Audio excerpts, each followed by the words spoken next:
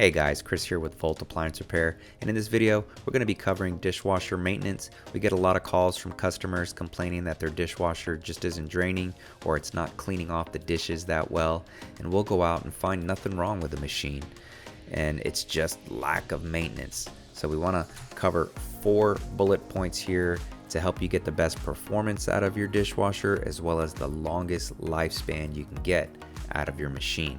And stick around for the last bullet here, installation tips, probably the most important. So first we're going to start with the every 2 weeks routine. You got to clean out the filtration system.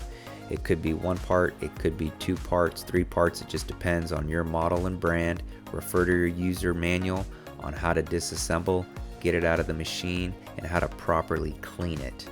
And then while you have those components out, you want to get your head all the way inside the dishwasher. You're probably going to need a flashlight, and you want to look down in the sump.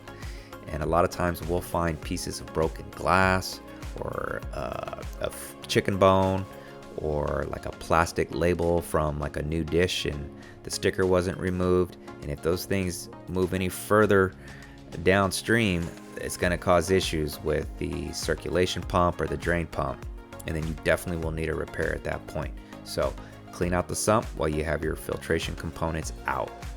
Next, we're going to move on to the monthly deep clean. This one, you want to descale your dishwasher with vinegar.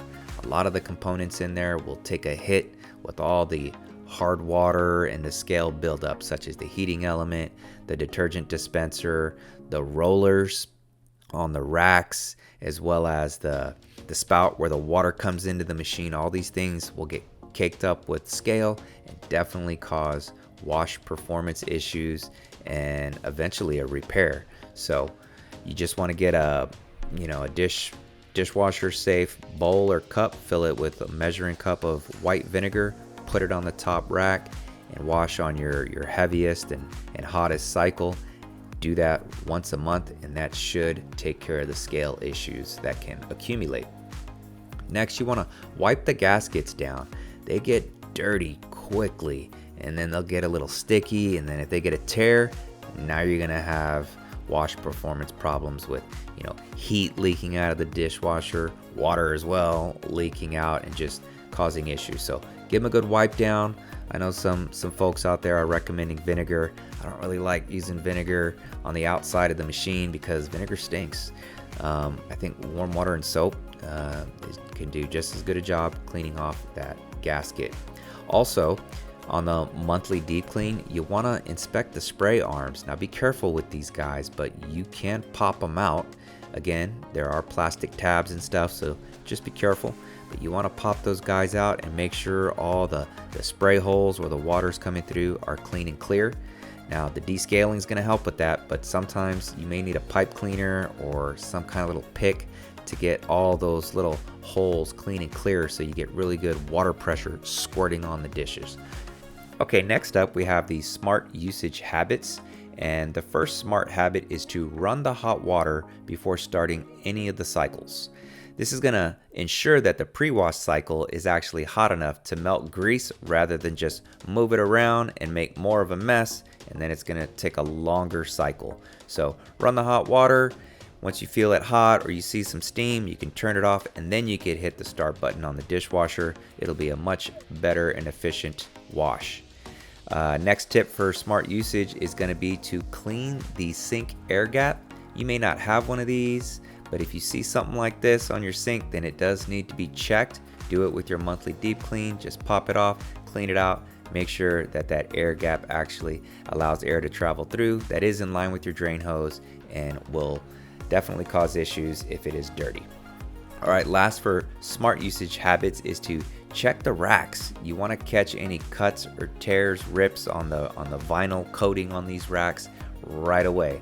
Otherwise, the rust could get out of hand, and then if it gets out of hand, you may have to replace the rack. They're easily $150 to $250 on any of the brands. So catch it quickly. You can get a rack touch-up kit and just clean it up, and then put that touch-up on there, seal it back up, and you should be good to go and not have major issues with rust. Alright, so you made it here to the last tip, which is installation tips. Now we have 2 for you, and the first one is leveling. So the front of the dishwasher should actually be slightly higher than the back. And this is to keep the dishwasher from leaking water out of the front of the tub. The door's not really connected to the tub other than the metal hinges on the side. So if it starts leaning forward a little bit, and over time it just might, with you pulling the door down and having all the racks out, or somebody actually puts too much weight on it, it will start kind of, tilting in the front to be a little lower than the back, and it could have a slow leak, could be a major leak, but nonetheless it's going to leak and it's going to cause issues for you.